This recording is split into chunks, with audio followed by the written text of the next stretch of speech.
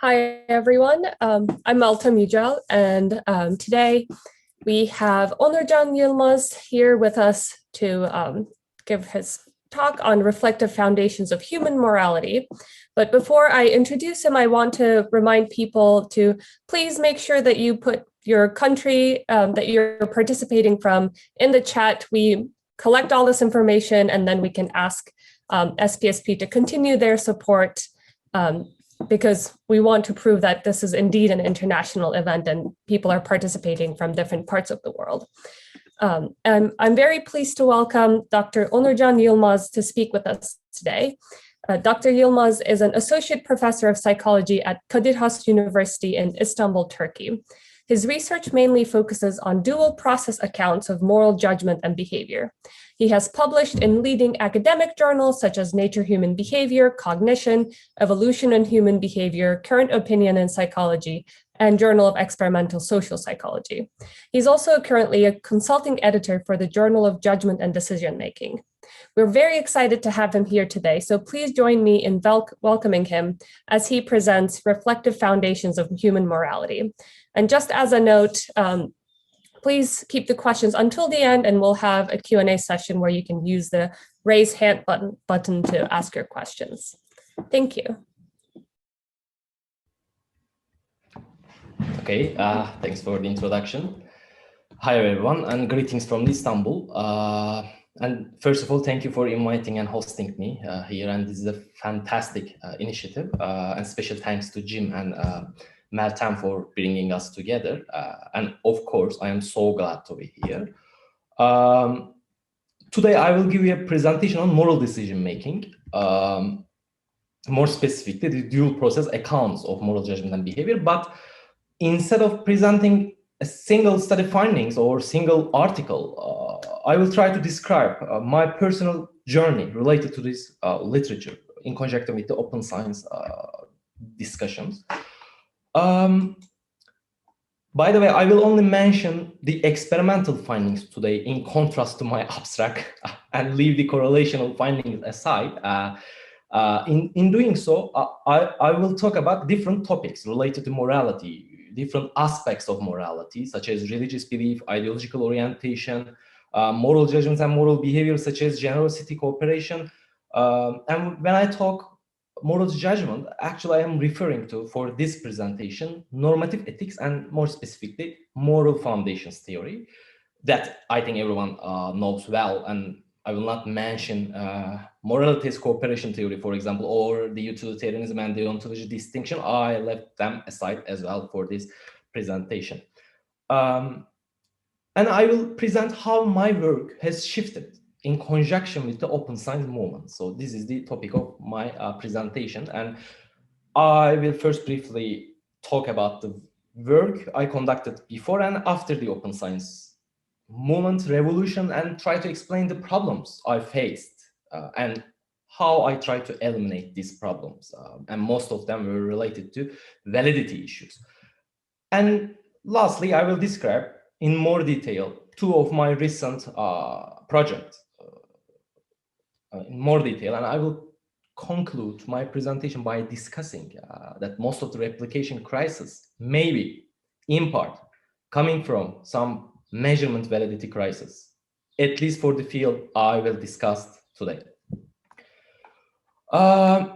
So as a researcher, I am living in Turkey, and as a researcher living in a non-weird country and a predominantly Muslim country, I would like to start with some background information. So Turkey made its transition to secularism almost 100 years ago, but religious institutions are still strong in Turkey. And actually Turkey's founding philosophy in this transition was to internalize Western secular values. But due to religious characteristics of the population in Turkey, it never became an internalized worldview for at least 50% of the population. And for 20 years, Turkey has been witnessing a very similar bi-party polarization as in the United States. And in contrast to the popular opinion about the power of Erdogan as the president, the highest vote he received to date was only 52%. So one side is anti-Erdogan secularists, and the other side is the Erdogan supporters, nearly divided as 50-50. So as a master first year student in 2012, I was paying attention to the discourses of the members of these two groups. And although, of course, both sides were being intuitive on many issues and were actually revealing their own intuitions, one side intuitively held beliefs were about pro-science, reason, pro-vaccination, climate change, evolution, while the others intuitively held beliefs were about nationalism, anti-evolution, emotion, anti-science, or supernatural explanations of physical events. And one side, in fact sees the supernatural explanations as literary ploys, while others literally believe them. So the gap is very deep. And while I was contemplating on these issues about what is the origin of this polarization, an article was published in Science magazine by Gervais and Lorenza in 2012. And seemingly this article eliminated many questions in my mind as a first-year master's student and who has just started learning how to do research in psychological science. And the theoretical model in this article, the so-called dual process model, actually claims that we have two different processes in our minds, type 1 and type 2. One of them is intuitive, automatic, the other one is the reflective, analytic, etc., etc. And these supernatural beliefs and related beliefs have been taught to be based on relatively more intuitive processes, because these beliefs rely on automatic assumptions acquired during the socialization process. So there is an automatic process here involved here, and according to this logic, you don't need to spend any cognitive effort to be religious in a predominantly religious country. So in contrast, you need to spend some cognitive energy, cognitive effort to become irreligious, because being an irreligious in a religious society actually necessitates questioning and the existing norms in the society. So this model has a clear expectation regarding the influence of intuitive thinking on religious belief. Those who are more likely to engage in reflective thinking, analytic thinking, or who were primed with analytic thinking are also more likely to check and correct initial intuitive conclusions, a process involving religious beliefs as well, and which in turn leads people to suspect religious doctrines common in the society. So this is the clear prediction of the dual process model in the domain of religiosity. And in the original study by Gervais and Aran Lorenzayan, the average religious belief scores of those in the analytic primate group significantly decreased compared to a control condition. So this same result was obtained in 4 different experiments, and the finding was published in Science, one of the best journals in science, with Nature, of course. So this was an incredibly impressive piece of evidence for a student who was in the first year of his master's degree in Istanbul. Okay. And then, the same year, another independent laboratory, David Rand, Joshua Green, and Amita Shenhao, the lab, reached the same conclusion using a different method. And as far as I know, these findings occur without being aware of the existence of the original findings. So they are independent as far as I know. So the authors use a thought priming technique. They use another priming technique, and those directed to thinking intuitively reported higher belief in God in line with the Gervais and Lorenzayan findings. So in accordance with the zeitgeist, so zeitgeist is ready to have such a findings, according to me. 2 separate influential labs and independent of each other ask the same question and reach the same conclusion using different methods, like a hard science. So like how Darwin and Wallace came up with the idea of natural selection at the same time, independent from each other. So this situation really attracted me at that time, and I thought it was very exciting. It would be very exciting to start my career with the replication of this work. And this first scientific work I conducted was the replication of Gervais and Lorenzen study 4, and all of my co-authors were actually my classmates. This was a term project assignment for the Advanced Research Methods course we took at Boğaziçi University, Istanbul. And because for me, these findings were very solid, and it was because it was found by 2 independent laboratories and published in one of the best journals in science. The other one was published in Journal of Experimental General. So I was very sure about the robustness of the effect, and we directly adopted the same methods and activated analytic thinking using the scramble sentence task, which were designed to implicitly activate analytic thinking. And while conducting this study, in addition to the original experiment, we had a chance to measure baseline religiosity of the participants 3 weeks before the experiment. So this was a pre and post test part, not the solve between subjects design. And we bring them into laboratory by dividing them into low, medium, and high religiosity. And when we controlled for baseline religiosity in the experiment, we found the effect of analytic thinking. But when we didn't control for baseline religiosity, there was no effect of analytic thinking. And this was actually kind of shock for me because I thought, how can an effect like this look so solid? The effect that looks so solid replicate so hard. So this is one of the shock I faced. So I must have done something wrong. So this was the first idea that came to my mind. But in second study, we used the same manipulation again on another outcome measure, prejudice, but analytic thought manipulation had no reliable effect again. And then later it turned out that the reason I couldn't find any effect here, any reliable effect here, wasn't because I made a mistake or I lacked the necessary expertise in conducting priming research, because afterwards a lot of different laboratories tried to replicate the same findings but failed to find any effect. And 2 of these null findings were actually both pre-registered and high-powered experiments.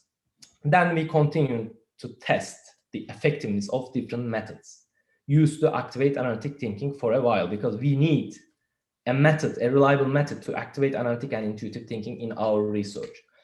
And after several failures to activate analytic thinking, fortunately, we had a chance to publish these null findings in that time, at the beginning of the open science revolution, thanks to journals such as PLOS ONE and Judgment and Decision Making. And a very clear picture emerged in my mind: the analytic thought manipulation, which are often used in the literature, simply don't work.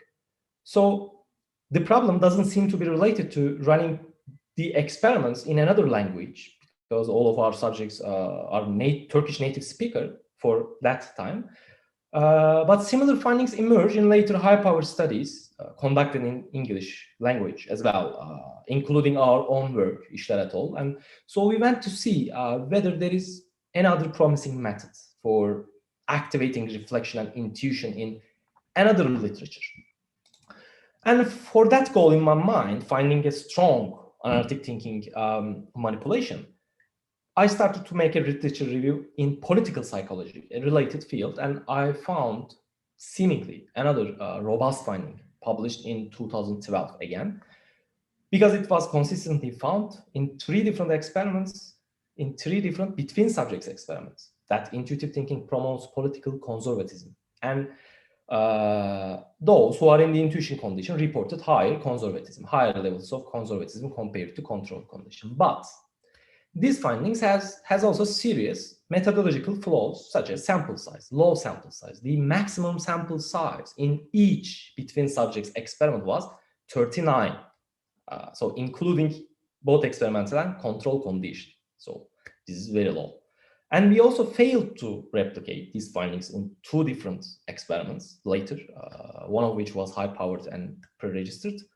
So while I was thinking about what to do next, in terms of developing or in terms of using an analytic thinking manipulation, because we were not able to activate analytic thinking with standard measures commonly used in the literature. So we thought, let's develop a new and a powerful method to activate reflection in experiments.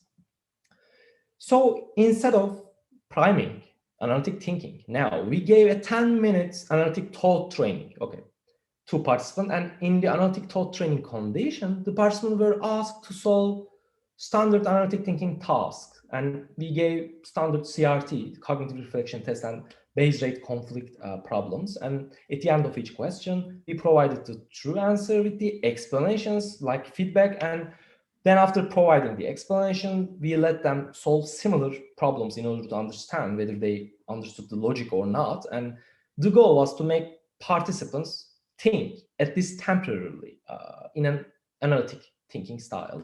And in the control condition, the participants were again asked to solve standard CRT and Bayes rate question, but without any explanations or feedback.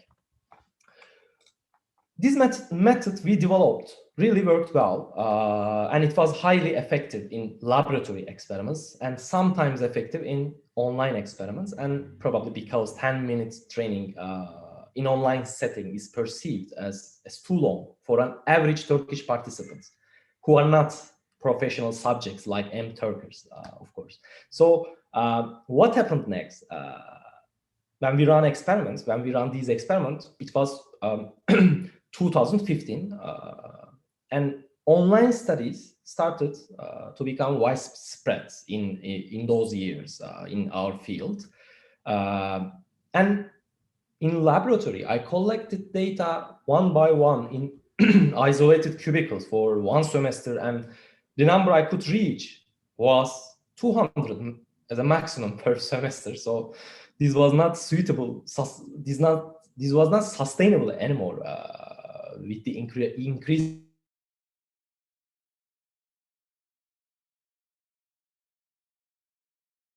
trends in online studies and online data collection, because most states or in Europe started collecting large amounts of data from M-Turk in only one day, by the way. So something must change. I cannot live as if I'm living in the 1920s Germany. So then we tested the applicability of this 10 minutes training to an online setting, but failed to find a reliable and consistent effect. It sometimes worked, sometimes failed. And here's a problem emerged again. In online experiments, what can I use as a reliable reflection and intuition manipulation? And for that goal in my mind, I started making a literature review again. And I realized that from the very beginning of psychological science, one robust method has already existed and is often very used, and especially in the cooperation literature, by the way, and it is the time limit manipulation, the so-called time pressure versus time delay. And we generally employed 5 or 10 seconds time pressure to induce intuition and 20 seconds time delay to allow for reflection with prompts to think either intuitively or reflectively. And we also incentivize compliance with time limits, with bonus payments, etc. And then I wanted to go back and test the effects I have previously found, whether it can be replicated with this robust method.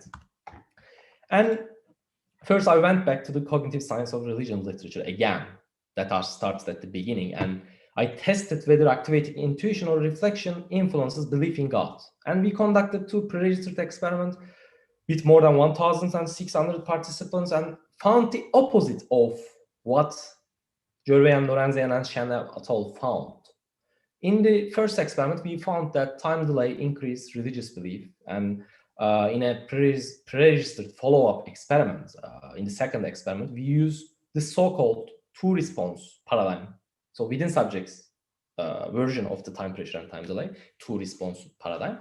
And the participants were first asked to make their decisions under time pressure to activate intuition, and then they were given a chance to revise their decision under time delay to allow for reflection. And the results were in line with experiment 1, and reflection increased belief in God seemingly. But additional exploratory analyses show that the overall change in the mean religious belief tended towards the middle of the scale, so not sure, for both believers and non-believers. So which we call as the reflective religious doubt hypothesis. So I mean, reflection seems to increase self-questioning about one's intuitively held belief about religion instead of increasing religious belief overall. But so by using a more powerful manipulation technique and applying to the topic which we conducted before Open Science Revolution, we were able to achieve a significant effect, even though something surprising came out, which was in contrast to our initial hypothesis, our pre-registered hypothesis. We didn't hypothesize this finding. But in the second experiment, we hypothesized this finding because the first experiment, we found some exploratory evidence and tried to confirm in the second experiment. So these findings actually made the literature more complex, by the way, rather than clarifying it, but it was very useful in generating a novel hypothesis. So using the time limit method, I decided to go back again to those findings that interest me in the past. And this time we attempted to replicate Wright and Barrett's famous findings published in 2011 as a flash report in JSP, arguing that conservatives devalue group binding foundations when thinking intuitively and become more liberal. And these findings was very influential for me as well, because it claimed that we are all liberal at heart and the essence of morality is comprised of care and fairness. So, but after looking at the article in more detail, actually there were several limitations of the original effects, such as merging of the two experimental conditions or not reporting the necessary interaction statistics for their focal analyses in hypothesis testing. So it was based on a single and a low-powered experiment. So it was before Open Science Revolution, shortly. So because we now have a reliable method to induce intuition, so that is the time pressure, we attempted to conceptually replicate these findings and whether to understand intuition influences moral foundations. And in the first experiment, participants completed each item in 3 seconds time pressure and this is the experimental condition, or without any time limits as control condition. And despite successful manipulation checks of time limits, we found no main effect of time pressure and interaction with the political orientation. And in the second experiment, we thought that maybe the familiarity of the MFQ, Moral Foundation Questionnaire items, prevented us to find a reliable effect of our manipulation, because it is very difficult to change stable opinions with an experimental manipulation. So in the second experiment, we decided to add the Moral Foundation's vignettes in addition to MFQ as a between subject factor, not within subjects factor, because we wanted to make a strong test of this hypothesis. And our sample size in both experiments were very large, more than 3,000 participants we recruited. And the results showed strong evidence against an effect of intuitive thinking on moral foundations, including an internal Bayesian meta-analysis we conducted. So I guess you are all aware of the reliability and validity problem of Moral Foundations questionnaire. It's a questionnaire that has poor fit values in terms of standard fit indexes, commonly used in the literature, in the psychometric literature. And it is the case in almost every country, even including the original work of Graham et al. It has poor fit values. So this is a very interesting phenomenon, I think, for social psychology, because it is one of the most common questionnaire in the literature. So we are talking about a poor measure cross-culturally. So while keeping this in my mind, to understand this failure of replication, this time I didn't put the blame on manipulation's shoulder, the technique's shoulder. So this time I blamed my DV, dependent variable, MFQ. So this time I decided to change my outcome measure instead of manipulation. And more specifically, I started to study actual behavior instead of moral judgments after these failures of replication. It is actually very interesting, by the way, that although behavior is the subject matter of psychology, actual behavior is rarely used as dependent variables. especially in the last decade. So intention, or instead of this, intention or attitude measures or attitude task or hypothetical sacrificial moral dilemmas are often used to measure DV. I also use those DVs in my past research as well. So this approach is highly criticized in behavioral economics. And there are some findings supporting the view that intentions don't correlate well with actual behavior, including the domain of morality. So especially in the political psychology literature, almost all past research relied on attitude or intention measures, except a few exceptions. So liberals, in terms of these attitude measures, liberals are taught to be more egalitarian and have less group bias than conservatives in this attitude measure. But there is also a long-standing tradition, empirical tradition, using actual behavior, indicating that people cooperate more with their in-groups. So liberals are not immune to this strong human nature of tribalism. So one prediction that can be inferred from this long-standing empirical tradition is, when we look at the actual behavior, in-group favoritism should not be peculiar to conservatives. So it can be seen in both ideologies in nearly equal levels, because it is human nature. And as I said, liberals should not be immune to these tribalistic tendencies if they are not from Venus, of course. So I think it is an ever-changing phenomenon as well, depending on who is in charge in the government. So it is an interactive process. It is not a stable process. It's not a disposition. So we wanted to test this ideological symmetry versus asymmetry distinction or arguments by using actual behavior. And we also wanted to test whether intuition promotes this group bias in actual behavior and impedes fairness or equal split in sharing behavior. So we conducted two different experiments, and in the first one, equal numbers of conservatives and liberals were recruited to the study based on independently and previously provided self-reports as either liberal or conservative. And participants were paired in a one-shot dictator game. We use dictator game as DV. And in the dictator game, either with an ideological in or out group, they played the game. And the game was played either under 5-second time pressure and 20 seconds time delay.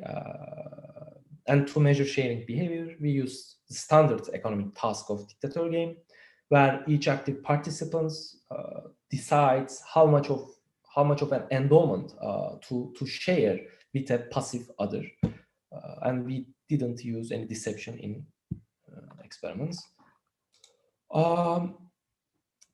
Actually, we found no evidence for the effect of time pressure and group identity, so that supporting ideological symmetry view.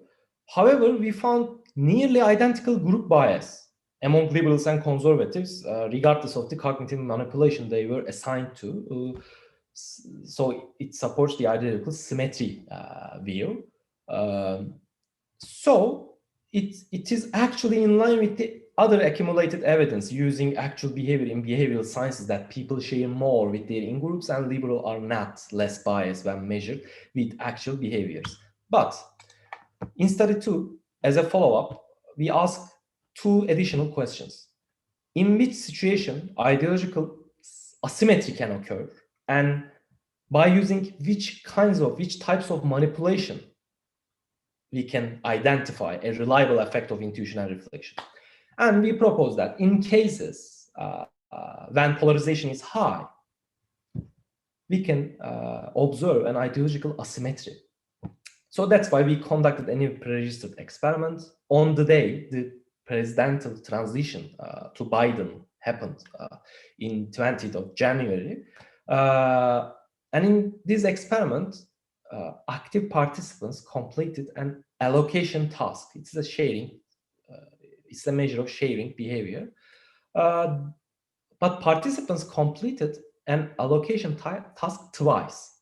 First under 5 seconds time pressure, and then 20 seconds time delay to induce deliberated decisions. So it is the two response paradigm. And we employ the 2x2 mixed design on group bias, where there are between subjects group membership of either being a liberal Democrat or a conservative Republican, and within subjects time limit manipulations of either 5-second time pressure and 20 seconds time delay.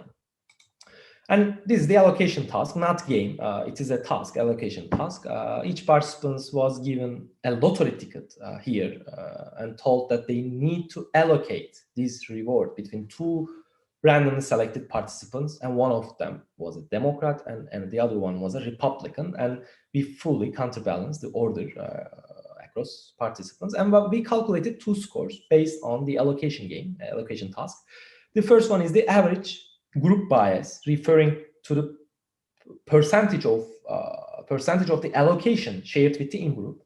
And we also calculated a fairness score, where equal split was estimated as the maximum point, and any deviation from the equal split in either direction was closer to 0.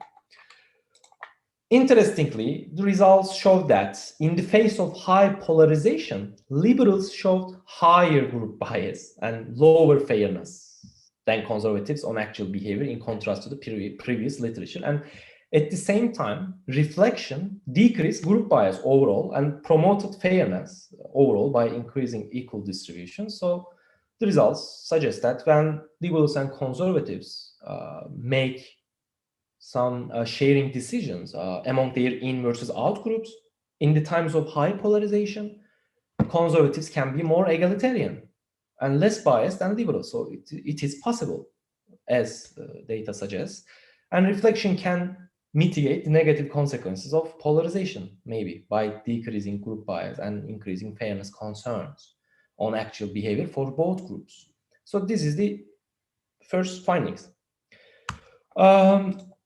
Another recent experimental finding I am going to briefly describe today is about one of the perennial philosophical questions: are we intuitively selfish or cooperative? So there is an extant literature here. I will not go into it very much. So in summary, built on the framework of the dual process model, social heuristics hypothesis argues that prosocial behavior in one-shot anonymous economic games involving social dilemma situations such as public goods game or prisoner's dilemma game reflects intuitively held or intuitively applied heuristics acquired in previous social interactions. So people intuitively show cooperation in these games according to these hypotheses, and supporting it, intuitive thinking has been shown to increase cooperation in economic games involving social dilemma situation. But then the robustness of the phenomenon have been questioned, and various moderating factors have been suggested. And one of these moderating factors was actually the environment, the cooperative environment, the quality of the cooperation, because cooperative heuristics grow stronger, especially in cultural contexts where of routine cooperation, and become weaker in context of routine defection, right? So a likely explanation is these mixed findings can be a background experiences in terms of the prosocial intuition. So we predicted that in an environment where non-prosocial intuition is the norm, people can intuitively be selfish, not cooperative, and can act cooperatively by thinking reflectively. So to test this, we recruited previously self-identified practicing Christians and atheists. It was a pre-selection, and we chose believers and atheists because both representative surveys and experimental research clearly shows that atheists are one of the least liked groups worldwide, and religious people consider atheists as distrustful people, simply because they don't believe in a personal God.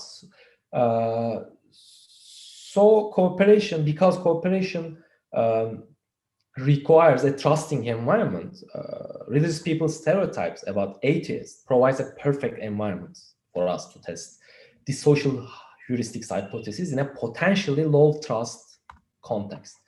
And this article was recently published in Nature Human Behavior as a registered report, and our hypotheses, statistical plan, and sample size were all pre-registered before any data collection.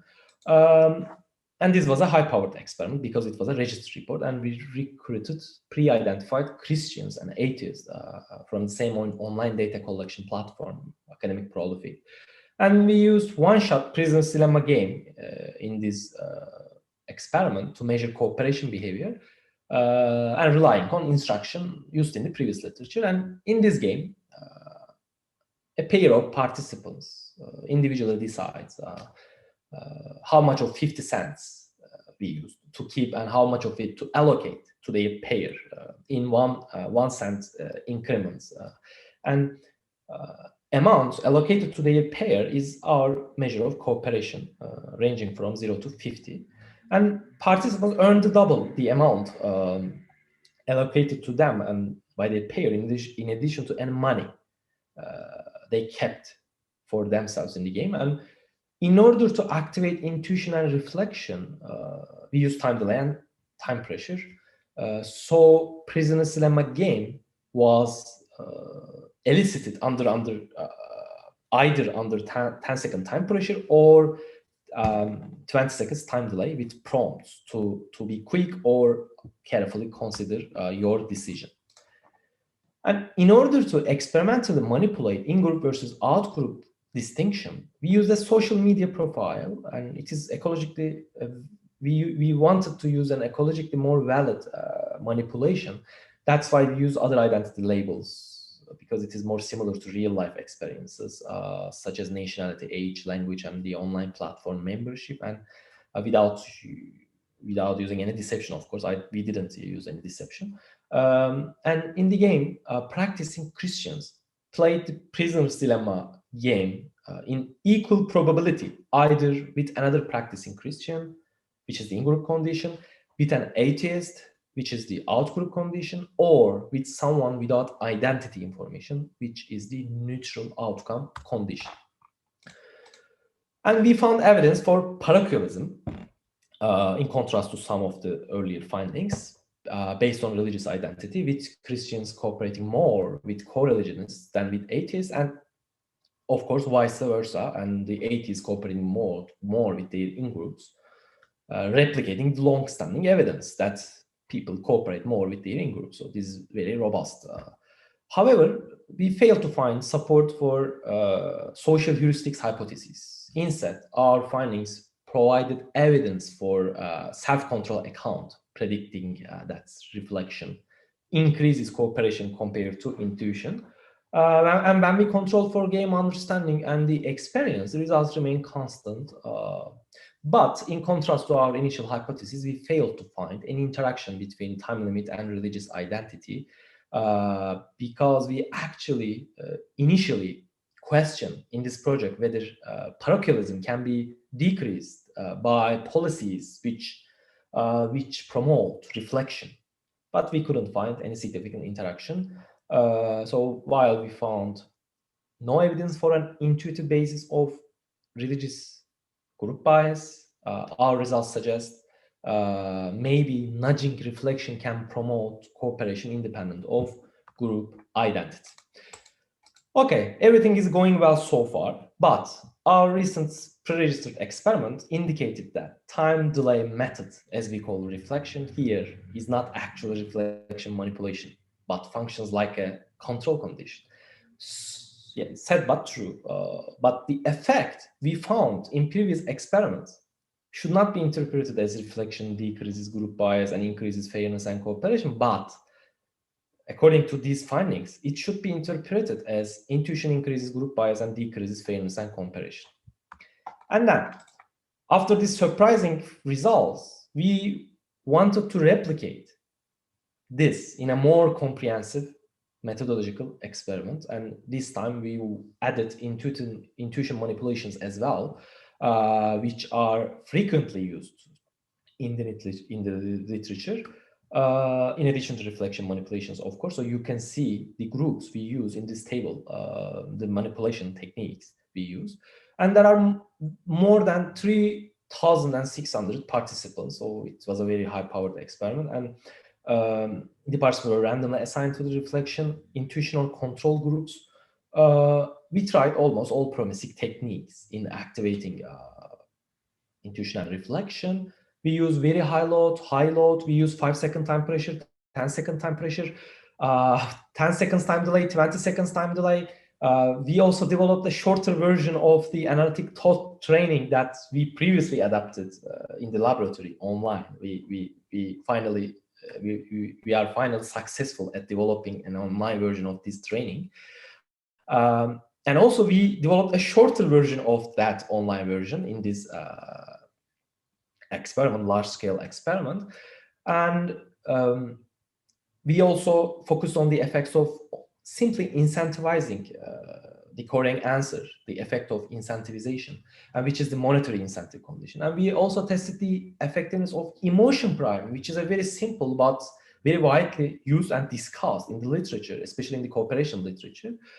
This method has been criticized before as it may elicit some kind of demand effect because it is relying, the instruction is just rely on emotion rather than reason. That's very simple. So we also tested the effectiveness of this highly controversial method. And the results show that the long and short versions of the debiasing technique significantly increase cognitive performance, which are the online version of our previous analytic thought training method. But surprisingly, emotion prime has the strongest effect among intuition manipulations. But fortunately, time pressure has also a decreasing effect on cognitive performance, but time delay has no effect. Neither of the time delay has no effect. And we also employed the two response paradigm in this experiment in order to check whether it is really effective or not. And we modified two different versions with very slight differences, and results indicated that both versions of the two response paradigm is effective.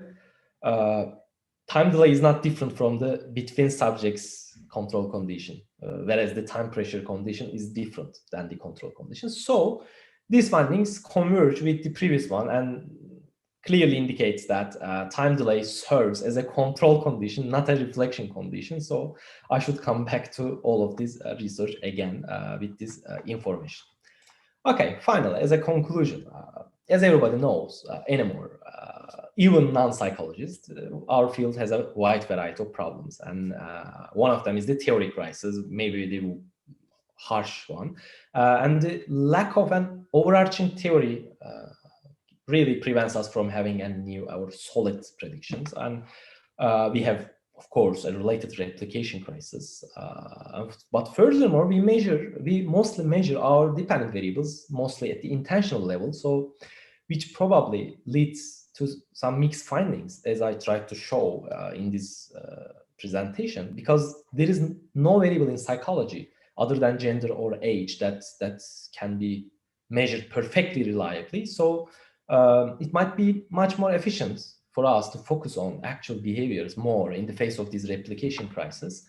And we have also a weirdness problem. And the problem is, to me, actually, even if we collect data from non-weird cultures, they are often chosen from college students or adults who can speak English. So it is also doubtful how non-weird these people are. And another problem related to this is that most of the correlational studies are based on convenience samples, and representative samples are used very rarely in psychology, not in other social sciences. Behavior economics uses actual behaviors, political scientists uses representative samples, we uses convenience samples based on intentional measures. So, but despite all of these problems, I think the more important problem than this, or a more urgent problem, maybe a better description, more urgent problem, and the problem we can solve immediately is the measurement validity crisis.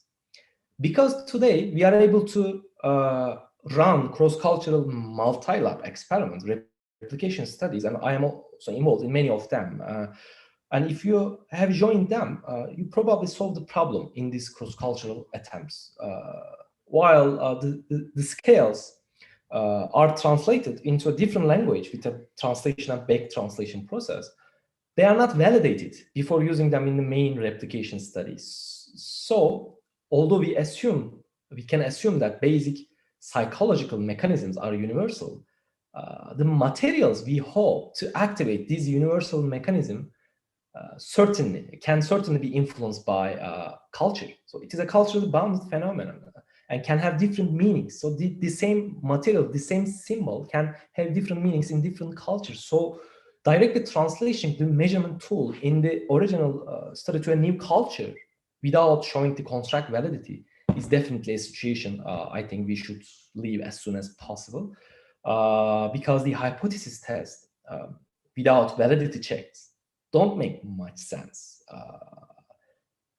When there is no effect, how can we be sure whether it is due to the material's validity problem or if the effect is really superior? So in order to solve the replication crisis, I think the first thing we need to prioritize is the measurement validity issue.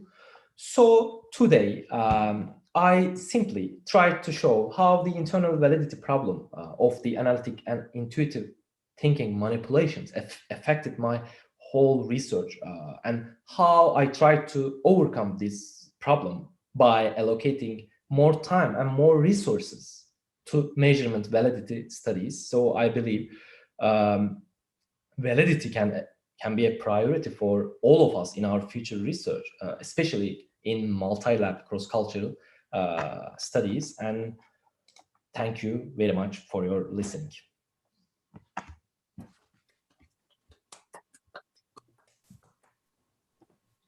Thank you so much. That was really interesting.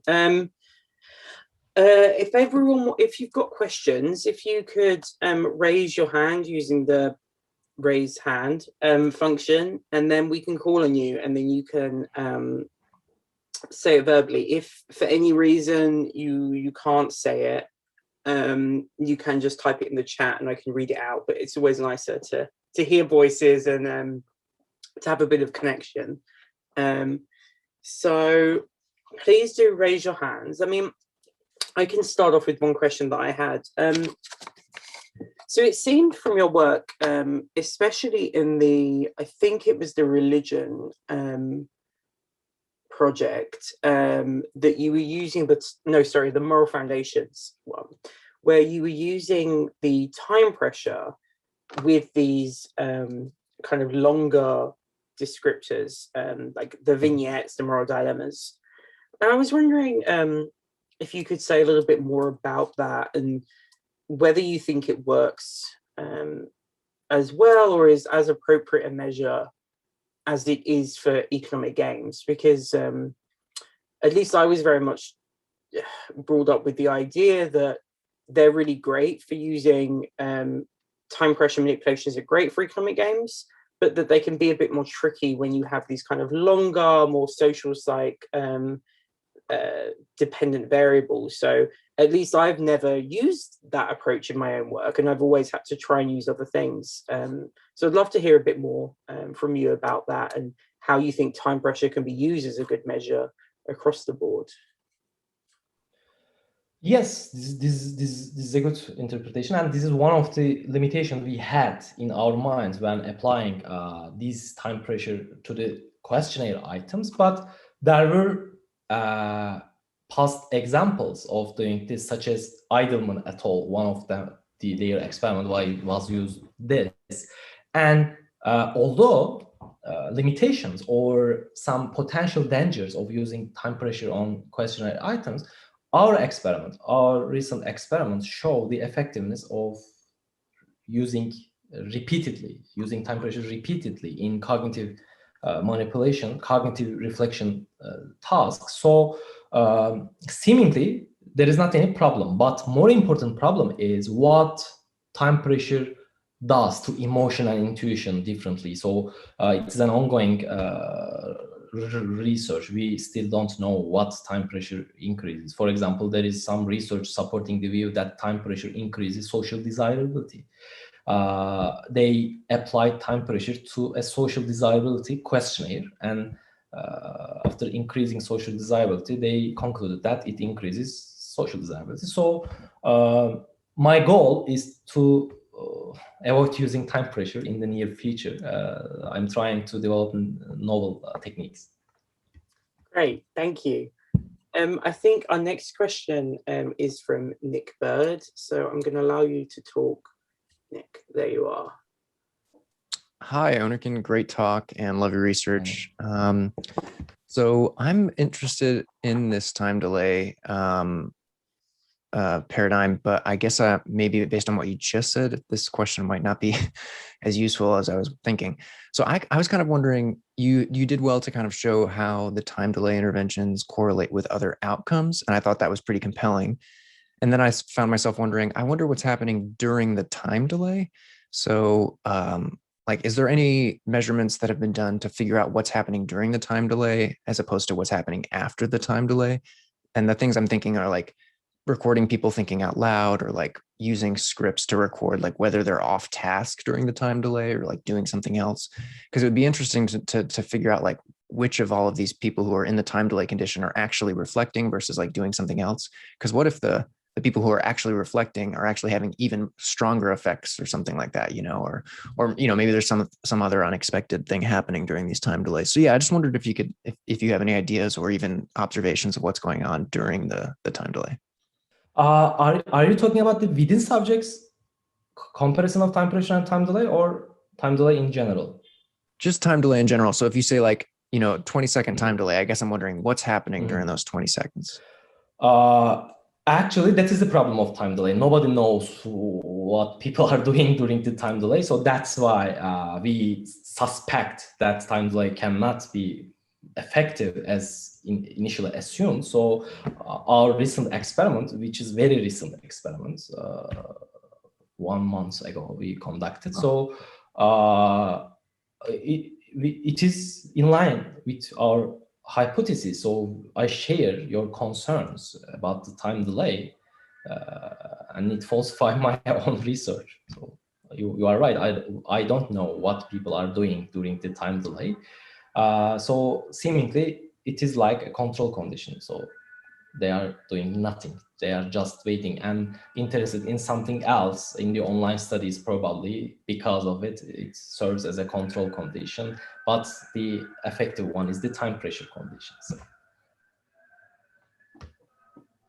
Although I guess that is an open question, right?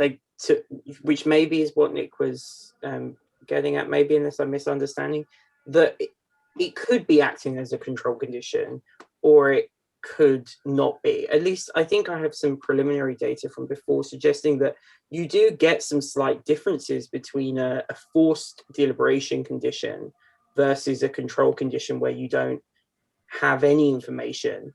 But then if you just have a control condition, then you end up with a problem that some people will take their time and some people will act quickly, and so it sort of cuts across it. But I do think that would be a really interesting thing to yes, I remember. Excuse me. I remember your past finding with David Rand, deliberation erodes cooperation. So you found evidence in that experiment, deliberation differ from control condition in cooperation. But what we showed here is there is no difference between time delay and control on cognitive performance. So maybe time delay activates something different than the reflection. So this can be a follow-up question. Yeah, thank you. Great, thanks, Nick. So we've got Killian McHugh up next. I'm going to allow you to talk. Hello. I've just got a very practical question for what advice would you give to somebody looking to manipulate sort of intuitive versus deliberative processes in online studies? I've run cognitive load manipulations, and the dot patterns, they just don't seem to be working for me. So what advice would you give? We use some codes in Qualtrics, so I can share with you. It was very difficult. It was a harsh process, but we succeed at applying these cognitive load manipulation in an online context. So just let me know with an email, and I can share with you. Cool. Great, thanks. You're welcome. And our last question, I guess, is from Christian Rodriguez, who's put in the Q&A box at the bottom. He's put, regarding the relationship between religiosity and analytic thinking, are there religion-specific differences? Different religions have diverse evaluations of reasoning or scientific thinking. So he was wondering if that could be an interesting mediator, and if you have any work or thoughts about that. Yes, this is a very good question.